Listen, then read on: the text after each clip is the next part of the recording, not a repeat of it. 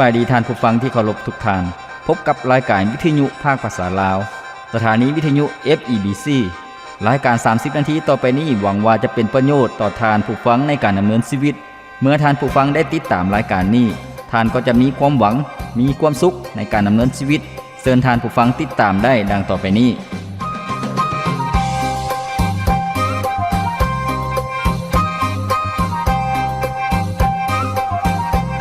สบายดีพ่อแม่พี่น้องท่านผู้ฟังที่เคารพรักทุกท่านพบกันอีกเช่นเคยกับรายการชีวิตนี้ยังมีความหวังข้าพเจ้าขวัญประเสริฐผู้ดำเนินรายการยินดีต้อนรับท่านผู้ฟังเข้าสู่รายการของพวกเราซึ่งรายการของพวกเราเป็นรายการที่นำเสนอเรื่องราวข้อคิดความรู้สิ่งที่ดีๆให้ท่านผู้ฟังได้มีกำลังใจในการดำเนินชีวิตและสามารถตัดสินใจเลือกในสิ่งที่ถูกต้องเพื่อชีวิตของท่านผู้ฟังนั่นจะเป็นชีวิตที่ได้รับพระพรจากพระเจ้าและเป็นชีวิตที่สามารถมีอิทธิพลให้กับคนอื่นๆได้เห็นว่าชีวิตของพวกเรานั้นเป็นชีวิตที่ได้รับการเปลี่ยนแปลงใหม่เป็นชีวิตที่เป็นแบบอย่างที่ดีให้กับคนอื่นๆบ่ว่าจะเป็นลูกเต้าก็เป็นลูกเต้าที่ดีของพ่อแม่แล้วก็พ่อแม่ก็จะเป็นพ่อแม่ที่มีสติปัญญาในการสั่งสอนลูกเต้าท่านผู้ฟังแล้วก็เป็นคนดีในสังคมท่านผู้ฟังที่เคารพเมื่อเว้าถึงชีวิตของคนเฮาก็ยอมเว้าถึงการประพฤติหรือว่าการแสดงออกท่านผู้ฟังแต่ละคนนั้นก็มีการประพฤติที่แตกต่างกันไปแล้วก็ผลของชีวิตนั้นก็แตกต่างกันไปท่านผู้ฟังฉะนั้นการที่พวกเราอยากรู้จักกับบุคคลใดบุคคลหนึ่งพวกเราต้องเบิ่งผลแห่งชีวิตของเขาเจ้าก็คือการประพฤติซึ่งเป็นแนวทางในการดำเนินชีวิตหรือว่าเป็นวิถีชีวิตของเขาเจ้านั่นว่าเป็นชีวิตแนวใดท่านผู้ฟังเช่นเดียวกันท่านผู้ฟังบางท่านอยากมีชีวิตที่มีมาตรฐานอยากมีชีวิตที่มีคุณค่าอยากมีชีวิตที่เป็นแบบอย่างให้กับคนอื่นๆได้เป็นแบบอย่างให้กับคนอื่นๆได้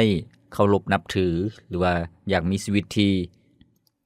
แตกต่างออกไปจากคนอื่นๆก็คือว่ามีชีวิตที่ดีกว่าท่านผู้ฟังฉะนั้นพวกเราจะมีวิธีการแนวใดมื้อนี้เองข้าพเจ้าอยากจะนำท่านผู้ฟังมารับพรนํกันในหัวข้อที่บอกว่าผลแห่งชีวิตท่านผู้ฟังผลแห่งชีวิตก็คือว่าชีวิตของพวกเรานั้นจะมีผลออกมาแนวใดพวกเราจะมีวิธีการแนวใดอยากเป็นชีวิตที่ห่างไกลจากสิ่งชั่วร้ายอยากเป็นชีวิตที่มีความสุขมีความปลอดภัยแล้วก็เป็นชีวิตที่ได้รับการยอมรับจากคนอื่นๆอีกด้วยท่านผู้ฟังและมีหลายๆอย่างฉะนั้นให้พวกเรามารับฟังนํกันซึ่งในพระคัมภีร์คัมภีร์ก็คือในพระธรรมสุภาษิตท่านผู้ฟังในพระคัมภีร์คัมภีร์นั้นเป็นถ้อยคำของพระเจ้าได้บันทึกไว้มีหลายๆเล่มท่านผู้ฟังในพระคัมภีร์นั้นมีทั้งหมด66เล่มท่านผู้ฟังแล้วก็ในพระธรรมสุภาษิตก็เป็นพระธรรมเล่มหนึ่งในพระคัมภีร์ซึ่งให้แง่คิดให้ความรู้ให้สติปัญญาเป็นการตักเตือนพวกเราในการดำเนินชีวิตในทางที่ถูกต้องซึ่งมื้อนี้พวกเราจะรับฟังนํกันในพระธรรมสุภาษิตบทที่4ตั้งแต่ข้อที่20ถึงข้อที่27ซึ่งได้กล่าวไว้ว่าลูกเอ๋ยจงเอาใจใส่ในสิ่งที่พ่อบอกสอนจงฟังถ้อยคำของพ่ออย่าปล่อยให้ถ้อยคำนี้หนีไปจากเจ้าจงจื้อจำและเก็บกำเอาถ้อยคำนั้นไว้ในใจเจ้าถ้อยคำเหล่านั้นจะให้ชีวิตแก่ผู้ที่ค้นพบและปีนปัวเนื้อกายของผู้นั้นทั้งสิ้นจงระวังสิ่งที่เจ้าคิดอยู่ในใจให้ดีเพราะว่าชีวิตของคนถูกหล่อหลอมขึ้นโดยความนึกคิดอย่าให้ปากของเจ้าเว้าจักเทื่อสิ่งที่บ่เป็นความจริงอย่ายุ่งเกี่ยวกับสิ่งใดๆที่พัวพันกับการหลอกลวงจงให้สายตาของเจ้าจ้องเบิงซื่อหน้าคนแนมไปเบิงอย่างซื่อกงด้วยความนักแน่นจงวางแผนอย่างรอบคอบในสิ่งที่เจ้ากระทำและสิ่งใดๆที่เจ้ากระทำไปก็จะเป็นการถูกต้องจงหลีกเว้นจากความชั่วและย่างซื่อกงไปอย่าก้าวออกไปจากทางเดินที่ถูกต้องท่านผู้ฟังที่เคารพนี่ก็คือข้อความหรือว่าเนื้อในจากพระคัมภีร์ในพระธรรมสุภาษิตบทที่4ข้อที่20ถึงข้อที่27ซึ่งมื้อนี้พวกเราจะรับฟังนํกันในหัวข้อที่บอกว่าผลแห่งชีวิตท่านผู้ฟังพวกเราอยากมีชีวิตที่มีความปลอดภัยอยากมีชีวิตที่ได้ย่างในทางที่ถูกต้องอยากมีชีวิตที่ได้รับการอวยพรจากพระเจ้าอยากมีชีวิตที่หลีกเว้นจากสิ่งชั่วร้ายพวกเราจะเห็นแนวใดซึ่งพระคำของพระเจ้าได้บันทึกให้พวกเราได้เข้าใจบ่ว่าจะเป็น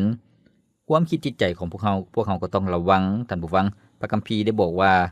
ทั้งคำเว้าก็คือปากของพวกเราก็ต้องระวังแล้วก็ ตาของพวกเฮาท่านผู้ฟังตาของพวกเฮาก็คือการเบิ่งการสังเกตต่างๆพวกเฮาจะเฮ็ดแนวใดพวกเฮาจะมัดระวังแนวใดท่านผู้ฟังแล้วก็การวางแผนอย่างรอบคอบการกระทำหรือว่าอย่างซื่อกงไปก็คือการดำเนินชีวิตหรือว่าทุกบาทก้าวย่างของพวกเฮาจะเฮ็ดแนวใดท่านผู้ฟังซึ่งจะมีรายละเอียดพวกเฮาสามารถเรียนรู้ถอดถอนบทเรียน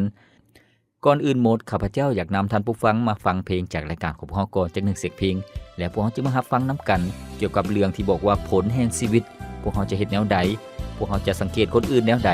ว่าเขาเจ้ามีผลแห่งชีวิตแนวใดท่านผู้ฟัง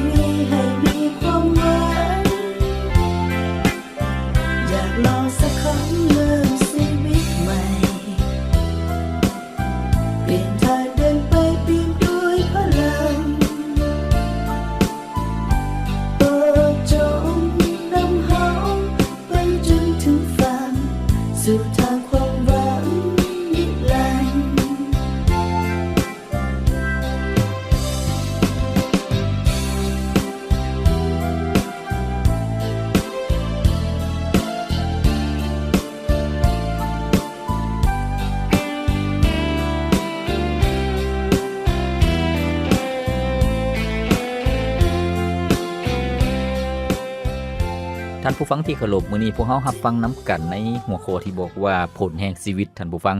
พวกเฮาอยากสังเกตคนอื่นว่าเขาเจ้ามีผลแห่งชีวิตแนวใดคนนั้นเป็นคนแนวใดพวกเฮาต้องเบิ่งการประพฤติหรือว่าการดำเนินชีวิตของเขาเจ้านั้นมีผลที่ดีหยังออกมาท่านผู้ฟังหรือว่าตัวของพวกเฮาเองอยากมีชีวิตที่เกิดผลอยากมีชีวิตที่ดีอยากมีชีวิตที่เป็นแบบอย่างหรือว่าให้คนอื่นได้เห็นคุณงามความดีของพวกเฮาจะเห็นแนวใดหรือว่าชีวิตของพวกเฮานั่นจะได้รับเกียรติแนวใดท่านผู้ฟังแล้วก็การมีชีวิตที่ดีนั่นพวกเฮาก็สามารถสั่งสอนลูกเต้าสั่งสอนคนอื่นๆได้โดยชีวิตของพวกเฮาเป็นแบบอย่างท่านผู้ฟังซึ่งให้พวกเฮามาเรียนรู้นำกันผลแห่งชีวิตก็คือว่าสิ่งทำอิฐพวกเฮาก็ต้องระมัดระวังความคิดจิตใจท่านผู้ฟังซึ่งในพระคำของพระเจ้าได้บอกว่าจงระวังสิ่งที่เจ้าคิดอยู่ในใจให้ดีเพราะชีวิตของคนถูกหล่อหลอมขึ้นโดยความนึกคิดแม่นแล้วท่านผู้ฟังชีวิตของพวกเฮานั้นสิ่งที่ขาดบ่ได้ก็คือว่าความคิดจิตใจหรือว่าความนึกคิดนั่นเองความนึกคิดของพวกเฮานั้นเป็นโตที่ควบคุมเป็นโตที่บังคับบัญชาการเคลื่อนไหวของคนเฮาหรือว่าแรงจูงใจของพวกเฮานั่นเองท่านผู้ฟังหากพวกเฮามีความนึกคิดที่ดีชีวิตของพวกเฮาก็จะไปตามความนึกคิดที่ดีกงกันข้ามหากความนึกคิดของพวกเฮาบ่ดีบ่ถูกต้องเช่นคนที่ขี้ลักปุ้นจี้เขามีความนึกคิดที่บ่ดีอยู่แล้วเขาจึงวางแผนแล้วก็เฮ็ดตามความนึกคิดของเขาเจ้านั้นเขาเจ้าก็ไปปุ้นไปจี้ไปขี้ลักมักโจกท่านผู้ฟังนั่นก็คือความนึกคิดพาเขาเจ้าไปเริ่มจากความคิดที่มีความโลภอยากได้ของคนอื่นบ่ได้สนใจว่าผิดกฎหมายหรือบ่ท่านผู้ฟังแต่เขาเจ้าอยากได้อย่างเดียวมีความคิดอย่างเดียวอยากได้เขาเจ้าก็ไปปุ้นไปจี้ท่านผู้ฟังนั่นก็คือความนึกคิดความนึกคิดนั่นเป็นสิ่งที่สำคัญท่านผู้ฟังความนึกคิดหากพวกเฮาเป็นคนที่มีความนึกคิดที่ดีความคิดที่ดีพวกเฮาก็จะมีแรงจูงใจแล้วก็กระทำหรือว่าปฏิบัติประพฤติในสิ่งที่ดีสิ่งที่ถูกต้องตัวอย่างนักเรียนนักศึกษาบ่ว่าจะเป็นอยู่ในวัยประถมมัธยมหรือว่ามหาวิทยาลัย หากมีความคิดที่ถูกต้องตนเองนั่นอยากเรียนจบอยากมีเวียกเฮ็ดงานทำที่ดีคนนี้ก็มีความดุมั่นขยันเพียรเพราะว่ามีความนึกคิดที่ถูกต้องอ่านหนังสือเฮ็ดเวียกบ้านเฮ็ดบทรายงานท่านผู้ฟังแล้วก็ดุมั่นขยันเพียรในการค้นคว้าหำเรียนศึกษาความรู้บ่ว่าจะเป็นด้านภาษาด้านวิชาเลขคณิตหรือว่าวิชาด้านต่างๆชีวิตของคนนั่นก็จะไปในทิศทางที่ตนเองคิดไว้ท่านผู้ฟังนั่นก็คือความนึกคิดอีกด้านหนึ่งท่านผู้ฟังที่เคารพเป็นอย่างพวกเขาจึงต้องระมัดระวังความนึกคิดของพวกเขาท่านผู้ฟังเคยได้ยินคำสุภาษิตที่บอกว่าอยู่คนเดียวระวังแนวคิดอยู่ร่วมมิตรระวังวาจาแม่นบ่ท่านผู้ฟังอยู่คนเดียวระวังแนวคิดก็คือว่าแนวคิดนั่นแหละจะเป็นสิ่งที่กำหนดให้พวกเขานั้นมีความเข้มแข็งหรือว่ามีความอ่อนแอพวกเขาจะมีความสุขความเบิกบานมวลซื่นในความคิดจิตใจหรือว่าจะมีความโศกเศร้าฉะนั้นความคิดจะเป็นตัวกำหนดหากพวกเขาคิดในสิ่งที่ดีสิ่งที่ถูกต้องสิ่งที่เป็นด้านบวกท่านผู้ฟังพวกเขาก็จะมีกำลังพวกเขาก็จะเป็นคนที่มีความเข้มแข็งมีความยิ้มแย้มแจ่มใสท่านผู้ฟังบ่ได้โศกเศร้าหม่นหมองการดำเนินชีวิตของพวกเขาทุกๆมื้อก็จะมีความหวังมีความปิติยินดีดังนั้นท่านผู้ฟังที่เคารพสำหรับคริสเตียนแล้วก็คือว่าพวกเขามีความคิดที่ดีได้มีความคิดในด้านบวกได้โดยการพึ่งพาพระเจ้าการเชื่อวางใจในพระเจ้าและการยึดมั่นในพระสัญญาของพระองค์ว่าพระองค์จะทรงนำพาชีวิตของพวกเขานั้นให้เป็นชีวิตที่ได้รับพระพรให้เป็นชีวิตที่มีความเจริญรุ่งเรืองชีวิตของพวกเขาจะบ่พบเจอกับทางตันชีวิตของพวกเขานั้นจะมีทางออกแน่นอนโดยการช่วยเหลือจากพระเจ้าท่านผู้ฟังดังนั้นเมื่อพวกเขามีความคิดที่จดจ่ออยู่ในสิ่งที่ดีสิ่งที่เป็นไปได้ในทุกๆเรื่องพวกเขาก็จะมีกำลังกงกันข้ามอีกด้านหนึ่งหลายๆคนที่มักคิดสั้นในชีวิตของเขาเจ้าก็ย้อนว่าตนเองนั้นให้ความคิดในด้านลบให้ความคิดที่บ่มีทางออกมาควบคุมชีวิตของตนเองในที่สุดชีวิตก็หมดหนทางชีวิตก็คิดสั้นหรือว่าเฮ็ดในสิ่งที่บ่ดีกินเหล้าเมายาไปปล่อยเนื้อปล่อยโตไปย้อนว่าความคิดของตนเองนั้นถูกจำกัดแล้วคิดว่าตนเองนั้นชีวิตจบสิ้นแล้วชีวิตของตนเองนั้นไปบ่ฮอดไสแล้ว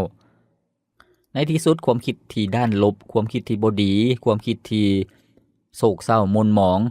ก็จะควบคุมครอบครองในชีวิตของคนนั้นก็บ่มีเหือมีแฮงที่จะก้าวเดินต่อไปบ่สามารถที่จะเฮ็ดหยังได้ชีวิตก็พบกับทางตันท่านผู้ฟังดังนั้นให้พวกเขารักษาความคิดจิตใจหรือว่าความนึกคิดของพวกเขาเพราะว่าความนึกคิดนั่นก็จะเป็นสิ่งที่ควบคุมชีวิตซึ่งพระคัมภีร์พวกเราได้ฟังไปแล้วก็คือว่าจงระวังสิ่งที่เจ้าคิดอยู่ในใจให้ดีเพราะชีวิตของคนถูกหล่อหลอมขึ้นโดยความนึกคิดแม่นแล้วท่านผู้ฟังเมื่อพวกเขารักษาความนึกคิดของพวกเขาจิตใจของพวกเขาก็ต้องคิดในสิ่งที่ดีหวังในสิ่งที่ดีท่านผู้ฟังยกตัวอย่างก็คือว่าพวกเขาต้องเว้ากับตนเองให้กำลังใจตนเองว่าชีวิตของพวกเขาต้องดีขึ้นสุขภาพร่างกายต้องแข็งแรงพยาธิโรคาจะได้ทำอาการปีนปัวโรคภัยไข้เจ็บจะบ่มีลูกเต้าของพวกเขานั้นจะเป็นคนที่เรียนดีเรียนเก่งจะมีอนาคตอันสดใสจะมีเวียกเหตุงานทำครอบครัวของพวกเขาจะอยู่เย็นเป็นสุขค่อยเองจะประสบผลสำเร็จในชีวิตความทุกข์ยากลำบากจะได้รับการแก้ไขและอื่นๆท่านผู้ฟังนี่ก็คือให้พวกเขาเปลี่ยนแปลงความคิดของพวกเขาบ่ต้องคิดว่าจบสิ้นแล้วชีวิตนี้หมดหนทางแล้วหมดทางออกแล้วปัญหาคือหลายแท้น้อโอ้ยอุกใจเด้อยากตายเด้พวกเขาบ่ต้องคิดแนวนี้ท่านผู้ฟังแต่ให้พวกเขาเว้าในสิ่งที่เป็นด้านบวกสิ่งที่เป็นไปได้สิ่งที่เป็นความหวังแล้วจิตใจของพวกเขาก็จะมีกำลังท่านผู้ฟังนี่ก็คือตัวอย่างที่พวกเขาควรจะระวังความคิดของพวกเขาบ่ต้องปล่อยให้ความคิดแง่ลบออกไปบ่ต้องปล่อยให้ความคิดแง่ลบเกิดขึ้นในชีวิตของพวกเขาต้องให้ความคิดแง่ลบนั่นหมดไปแต่พวกเขาต้องมีความคิดในแง่บวกในสิ่งที่เป็นการเสริมสร้างให้กำลังใจตนเองให้ความหวังกับตนเองท่านผู้ฟังขอบพระคุณพระเจ้าพวกเขาสามารถเลือกคิดสิ่งที่ดี สิ่งที่ถูกต้องสิ่งที่มีคุณค่าสิ่งที่เป็นด้านบวกสิ่งที่บริสุทธิ์ยุติธรรมให้พวกเราคิดสิ่งเหล่านี้แล้วก็ดำเนินไปตามสิ่งเหล่านี้ท่านผู้ฟังอีกด้านหนึ่งให้พวกเราหลีกเว้นจากความคิดที่เศร้าหมองความคิดที่โศกเศร้าความคิดที่ด้านลบหรือว่าความคิดที่เป็นไปบ่ได้ให้พวกเราหลีกเว้นจากความคิดแนวนั้นความคิดนั้นจะส่งผลต่ออารมณ์ของพวกเขาจะส่งผลต่อสุขภาพจิตใจสุขภาพร่างกายของพวกเขาอีกด้วยท่านผู้ฟังดังนั้นหากพวกเขาพบกับปัญหาความทุกข์ยากลำบากหรือว่าเรื่องราวที่ร้ายแรงเกิดขึ้นในชีวิตให้พวกเขาที่จะระมัดระวังความคิดของพวกเขาระมัดระวังจิตใจของพวกเขาอย่าปล่อยให้ความคิดนั้นเลื่อนลอยอย่าปล่อยให้ความคิดในด้านลบนั้นเกิดขึ้นบ่ดังนั้นพวกเขาก็จะได้รับผลกระทบที่บ่ดีที่ร้ายแรงเกิดขึ้นพวกเขาจะรักษาความคิดจิตใจของพวกเขาแนวใดพวกเขาก็ต้องให้พื้นที่กับตัวเองให้เวลากับตนเองท่านผู้ฟังให้พวกเขาให้กำลังใจตนเองทุกอย่างเป็นไปได้ทุกอย่างมีทางออกเสมอโดยการพึ่งพาพระเจ้าหากพวกเขายังคิดบ่ออกให้พวกเขาไปปรึกษาหารือหมู่เพื่อนที่พวกเขาฮู้จักญาติพี่น้องของพวกเขาหรือว่าคนที่รักพระเจ้าเขาเจ้าจะมีคำแนะนำคำให้กำลังใจพวกเขาท่านผู้ฟังแล้วก็ให้พวกเขานั่นเข้าหาพระเจ้าด้วยก็คือการอธิษฐานวิงวอนการทูลกับพระองค์ท่านผู้ฟังในพระคำของพระเจ้าบอกว่าจงมอบความกระวนกระวายของท่านไว้กับพระเจ้าเพราะพระเจ้าทรงหักท่านทั้งหลาย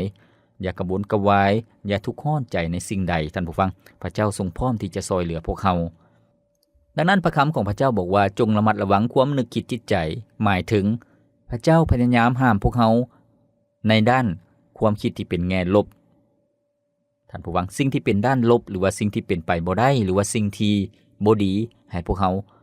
ระมัดระวังความคิดของพวกเขาท่านผู้ฟัง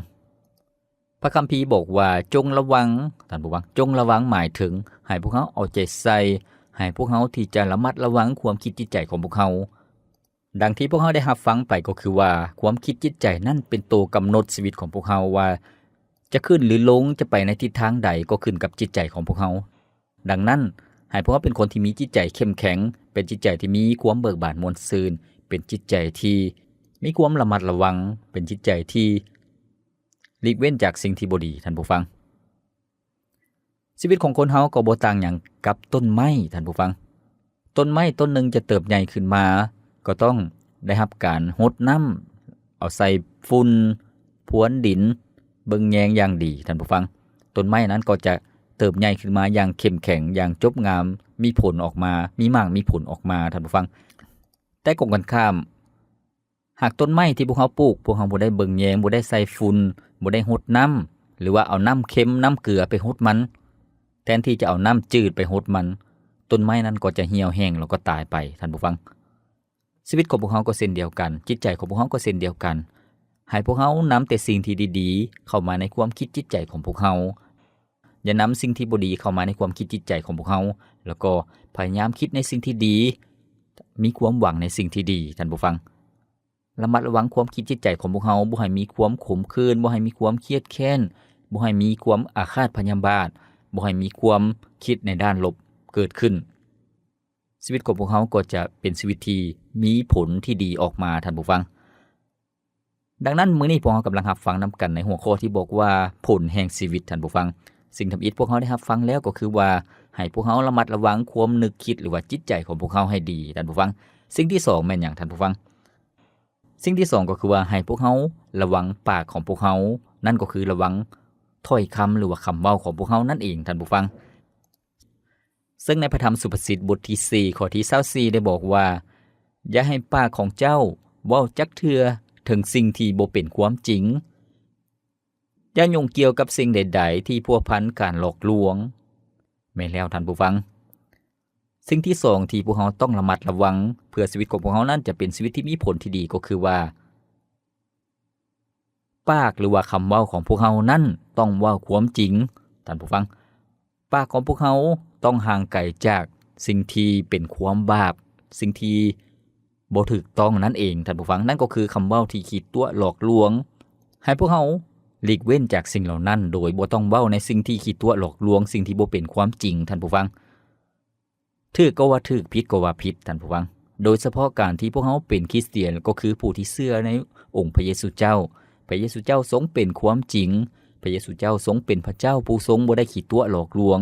พระเยซูเจ้าทรงเป็นพระเจ้าผู้ทรงบริสุทธิ์ดังนั้นพวกเราที่เป็นผู้เชื่อวางใจในองค์พระเยซูเจ้าพวกเราก็ต้องดำเนินชีวิตในความจริงขององค์พระเยซูเจ้าเว้าความจริงคิดในความจริง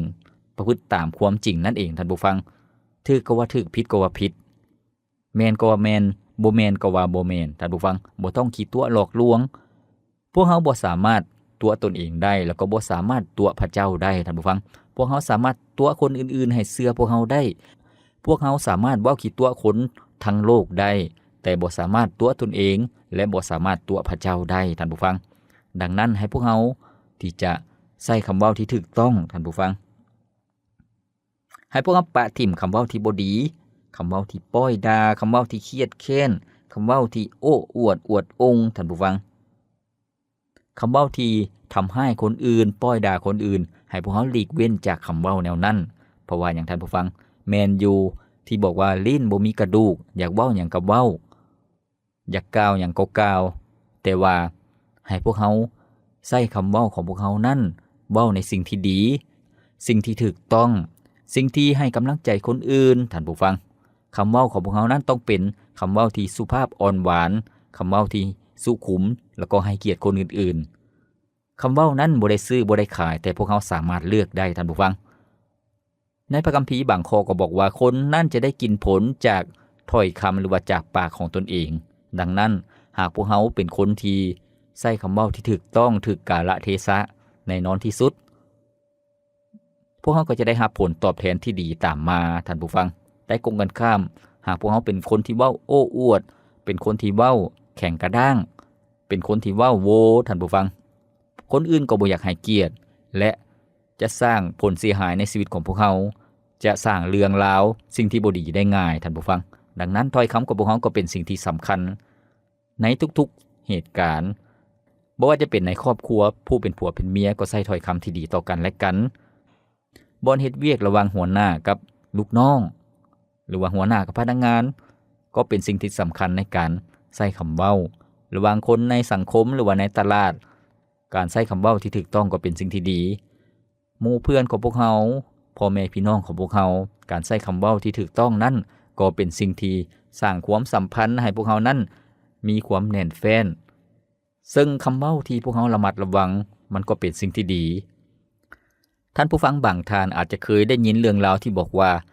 คำเว้าคำเดียวก็สามารถตัดหมู่ตัดเพื่อนได้คำเว้าคำเดียวก็สามารถตัดพี่ตัดน้องได้ท่านผู้ฟังแสดงว่าคำเว้านั้นก็เป็นสิ่งที่มีอิทธิพลดังนั้นให้พวกเราระมัดระวังปากของพวกเราก็คือคำเว้าของพวกเราท่านผู้ฟังให้คำเว้าของพวกเรานั้นเป็นคำเว้าที่เสริมสร้างให้กำลังใจเป็นคำเว้าที่ดีหลายก่อนเป็นคำเว้าที่ทำให้ท่านผู้ฟังสิ่งที่2ก็คือสิ่งต่อไปสิ่งที่3ก็คือตาของพวกเราท่านผู้ฟังตาของพวกเราในพระคำของพระเจ้าในข้อที่25ได้บอกว่าจงให้สายตาของเจ้าจ้องเบิงสื่อหน้าคนแนมไปยังสื่อกงด้วยความนักแน่นตาของพวกเรานั่นก็คือว่าให้พวกเราเบิงไปข้างหน้าของพวกเราเบิงไปต่อหน้าของพวกเราท่านผู้ฟังสายตาของพวกเรานั่นหมายถึงทิศทางหรือว่าเป้าหมายในชีวิตของพวกเราท่านผู้ฟังพวกเราต้องมีความเด็ดเดี่ยวเหนียวแน่นพวกเราต้องมีค่านิยมที่ถูกต้องในชีวิตท่านผู้ฟังอย่าเบิ่งในสิ่งที่บ่ควรเบิ่งสิ่งใดที่บ่ควรเบิ่งก็คือว่ารูปภาพที่บ่ดีสิ่งที่บ่ดีหรือว่าชีวิตของคนอื่นที่บ่ดีพวกเราบ่ต้องเรียนรู้บ่ต้องเฮ็ดตามเขาเจ้าบ่ต้องเฮ็ดตามแบบอย่างของเขาเจ้าตาพวกเรานั้นต้องเป็นคนที่มีความเด็ดเดี่ยวเหนียวแน่นเป็นคนที่ทุ่มเทในชีวิตบ่เหลียวซ้ายบ่เหลียวขวาท่านผู้ฟังบ่ปินไปทางซ้ายทางขวาเมื่อพวกเราตั้งใจแล้วจะเป็นคนดีพวกเราก็ต้องตั้งใจที่จะปะทิ่มความประพฤตินิสัยใจคอที่บ่ดีท่านผู้ฟังหรือว่าชีวิตของพวกเรากินเหล้าเมายาลิ้นการพนันมักเที่ยวมักลิ้นกลางคืนใช้จ่ายฟุ่มเฟือยต่างๆเมื่อพวกเราตั้งใจว่าจะเป็นคนดีพวกเราก็ต้อง ตั้งเป้าหมายไว้แล้วก็ไปให้ถึงเส้นชัยไปให้ถึงเป้าหมายนั่นให้ได้ท่านผู้ฟังนั่นก็คือสายตาของพวกเราท่านผู้ฟังให้พวกเราเบิ่งคนที่มีชีวิตที่มีความสุขในครอบครัวประสบผลสำเร็จในชีวิตเป็นคนที่มีคุณสมบัติความรู้ความสามารถให้พวกเราเรียนแบบในชีวิตของเขาเจ้าชีวิตของพวกเราก็จะได้รับผลประโยชน์ที่ดีท่านผู้ฟังผลในชีวิตของพวกเราก็จะเป็นผลที่ดีออกมาด้วยสิ่งต่อไปสิ่งที่พวกเราต้องระมัดระวังบ่เพียงแต่1ระมัดระวังความคิดจิตใจ2ระมัดระวังปากหรือว่าคำเว้าของพวกเราสิ่งที่3ที่พวกเราหาการรับฟังนำกันก็คือว่าพวกเราระมัดระวังสายตานั่นก็คือมุมมองหรือว่าทิศทางหรือว่าค่านิยมของชีวิตท่านผู้ฟังสิ่งต่อไปสิ่งที่4สิ่งสุดท้ายที่พวกเราต้องระมัดระวังในการดำเนินชีวิตเพื่อผลที่ดีจะออกมาก็คือว่าพวกเราต้องระมัดระวังบาทก้าวย่างของพวกเราท่านผู้ฟังนั่นก็คือการดำเนินชีวิตหรือว่าการกระทำของพวกเราซึ่งข้อที่26 27ได้บอกว่าจงวางแผนอย่างรอบคอบในสิ่งที่เจ้ากระทำและสิ่งใดๆที่เจ้ากระทำไปก็จะเป็นการถูกต้องจงหลีกเว้นจากความชั่วและย่างซื่อกงไปอย่าก้าวออกไปจากทางเดินที่ถูกต้องแม้แล้วท่านผู้ฟังให้พวกเราระมัดระวังทุกบาทก้าวย่างของพวกเราก็คือชีวิตของพวกเรานั่นเองท่านผู้ฟังการดำเนินชีวิตหรือว่าทุกบาทก้าวย่างของพวกเรานั้นหากพวกเราเห็นว่าทางที่ถูกต้องที่พวกเราควรจะดำเนินไปพวกเราก็ต้องติดตามทางนั้นท่านผู้ฟังทางที่ถูกต้องก็คือทางของพระเจ้าคือทางของพระคิดธรรมคัมภีร์ที่ได้แนะนำที่ได้ตักเตือนที่ทรงชี้นำพวกเราให้พวกเราติดตามทางของพระเจ้าอย่าออกไปจากทางของพระเจ้าท่านผู้ฟังเมื่อพวกเรามีการประพฤติที่ถูกต้องกับทางของพระเจ้าซึ่งทางของพระเจ้านั้นเป็นทางที่ถูกต้องชีวิตของพวกเราก็จะมีความปลอดภัยท่านผู้ฟังชีวิตของพวกเราก็จะบ่ได้ล้มเหลวชีวิตของพวกเราก็บ่ได้ผิดพลาดท่านผู้ฟังชีวิตของพวกเราก็จะบ่ได้พบกับภัยอันตรายที่เกิดขึ้นหรือว่าผลเสียหายที่เกิดขึ้นเพราะว่าพวกเราเดินในทางของพระเจ้าการที่พวกเราจะเดินในทางของพระเจ้าได้แนวใดพวกเราก็ต้องรู้จักทางของพระเจ้าพวกเราจะรู้ได้แนวใดก็คือได้เปิดเผยในถ้อยคำของพระเจ้าก็คือพระคิดธรรมคัมภีร์นั่นเองท่านผู้ฟังชีวิตของพวกเราต้องใกล้ชิดกับความจริงซึ่งเป็นพระคำของพระเจ้าที่เป็นความจริงให้อยู่ในความคิดจิตใจของพวกเราให้ชีวิตของพวกเราจดจ่ออยู่ในพระคำของพระเจ้าก็คือ